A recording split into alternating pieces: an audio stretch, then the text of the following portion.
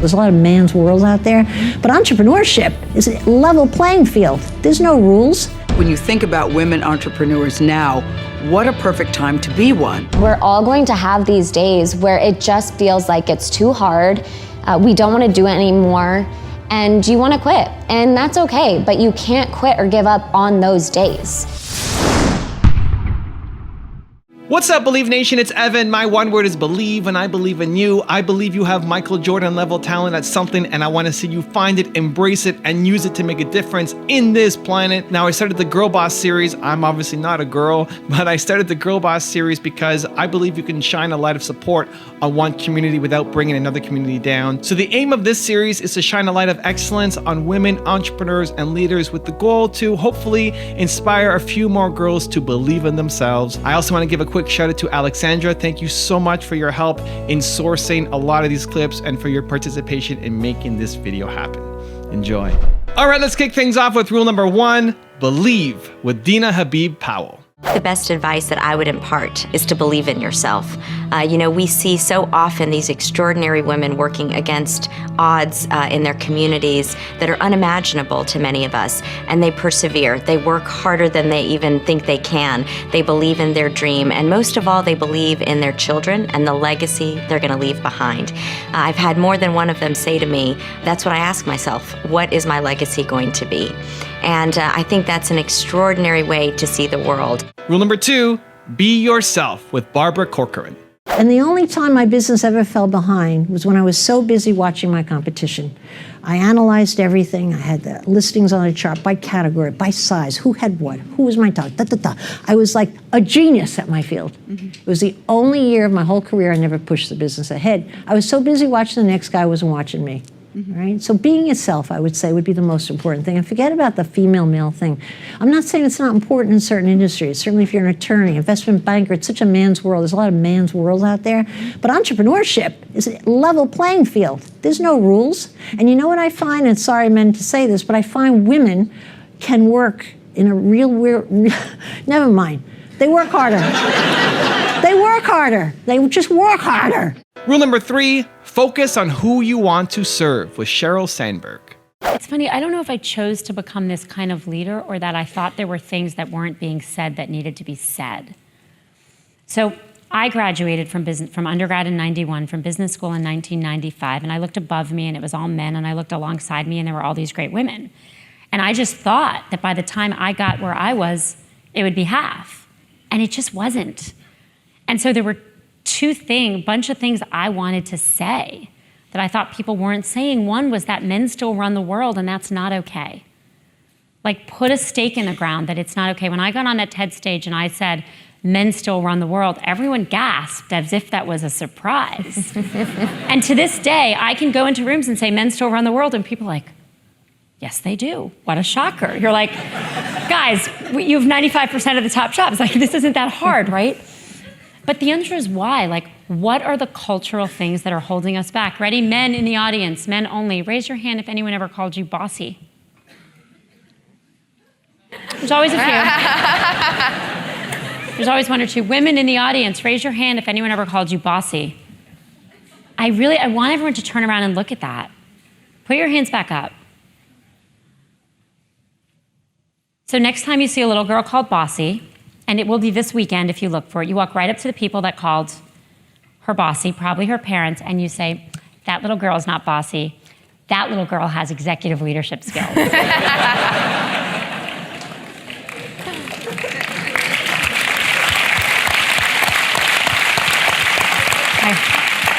I want you to wait, ready? I'm gonna try that the other way. That little boy has executive leadership skills. I have done that exactly that way and gotten a huge laugh out of every audience in every country I've ever done that in. But here's the bad news. That's bias. And if you don't think you have it, I just proved you do. Because the reason we laugh is that it's funny that a little girl has executive leadership skills because it goes against our expectations and type. So in case you sit here at the Stanford Business School thinking that other people have the biases that hold women back, it's you too. I laughed, you laughed. it's me and it's you. We all have the stereotype that is keeping women from leading. And you just got through 2 years at Stanford and it didn't change. No, let's be honest. That's what I wanted to say. And then I wanted to say there's a whole bunch of stuff women are also doing to hold themselves back. So I don't think I chose to be any kind of leader. I chose to say those 3 things. We need more women in leadership, the culture is holding us back, and there are things we can do. And again, I think if you're looking for what kind of leader you're gonna be, you are too inwardly focused. Focus on what you wanna say because it matters, or what you wanna build, or what you wanna make, or who you wanna serve. And that's how you become the kind of leader you are, if that makes sense. Rule number 4, never take no for an answer with Gayle King. When you think about women entrepreneurs now, what a perfect time to be one. I operate from surround yourself with the best people you know, surround yourself even with people who are better than you, because it forces you to up the game, up your own game, and you're always learning something in the process. You can never, ever, ever stop learning. And most important of all, never take no for an answer. I ultimately believe that most no's will eventually become a yes.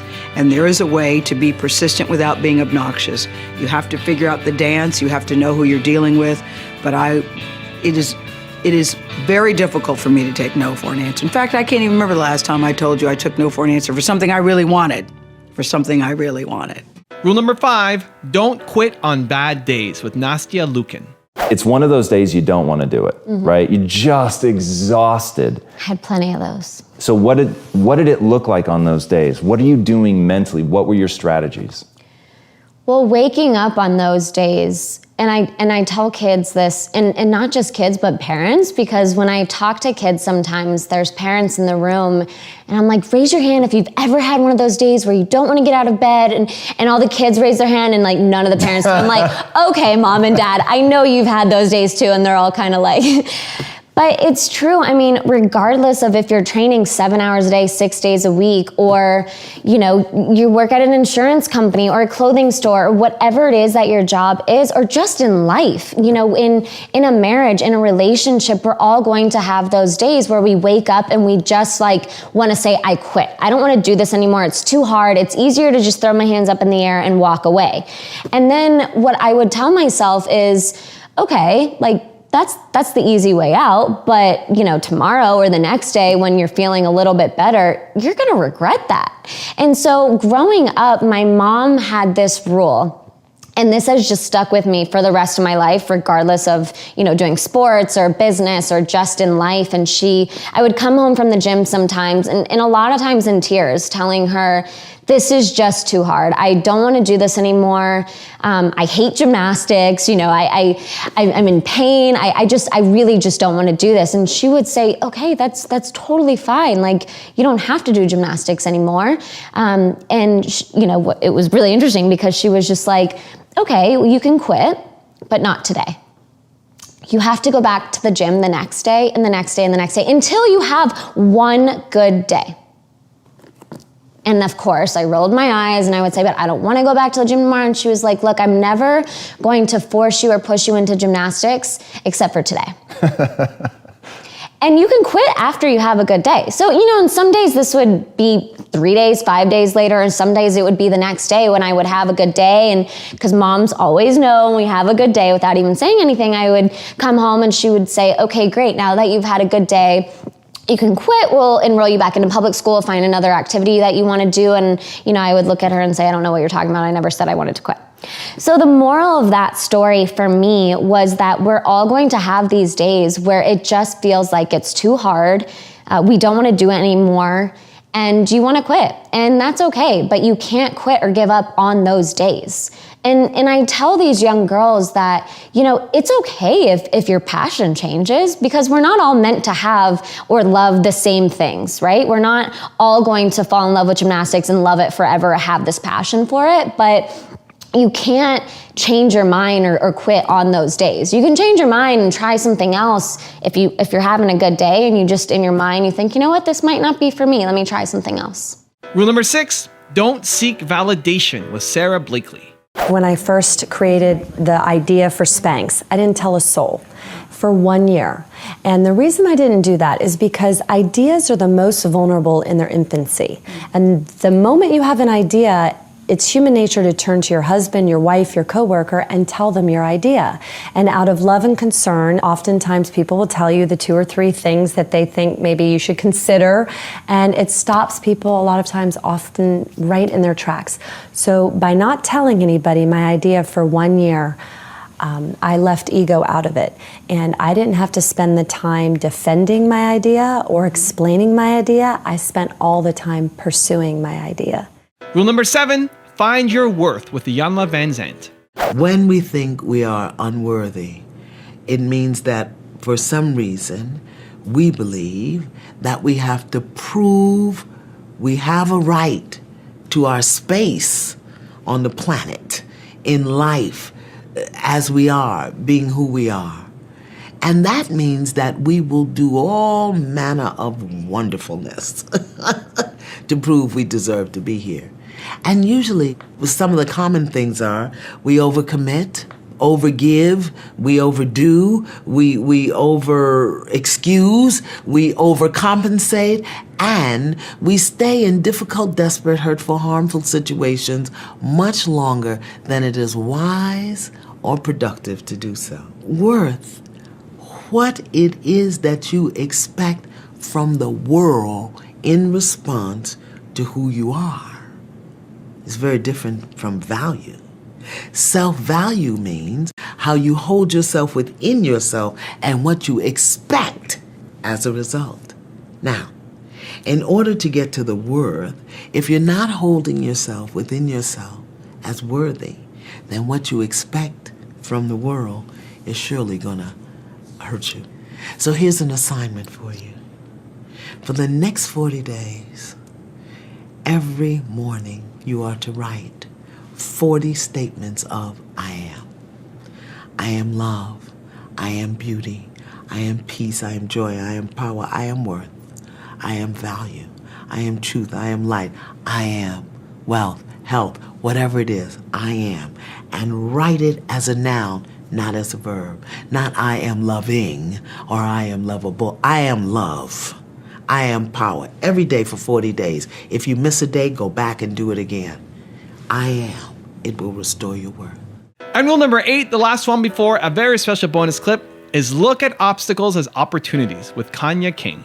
Through passion, perseverance, determination, you can achieve anything, and recognize there's no instant gratification when wanting to achieve your dreams. Don't look at obstacles, but when things don't go right, look at it as feedback and realizing that what can you change and do differently. So look at obstacles as opportunities rather than challenges.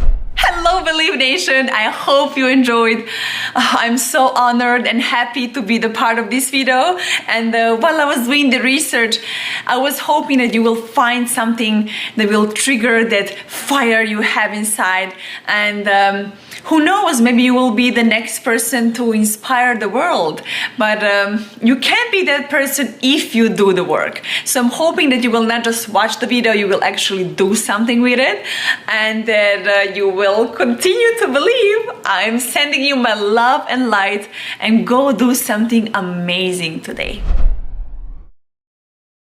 Now I've got a really special bonus clip with Justin Trudeau on how to empower more women leaders. But before that, I want to know, what did you think of this series? What do you think of this video? Is it helping you? Do you want to see more? What message resonated the most with you? Let me know. Please write it down in the comments below. I would love to hear from you. Thank you guys so much for watching. I believe in you. I hope you continue to believe in yourself and whatever your one word is. Much love. I'll see you soon, and enjoy the bonus clip. The idea of getting more women in positions of leadership isn't just around fairness or doing the right moral thing. It's the smart thing to do in leadership, on boards, in business, in community organizations, in the home, wherever. When women have equal power and equal weight and equal leadership influence, the kinds of decisions are better.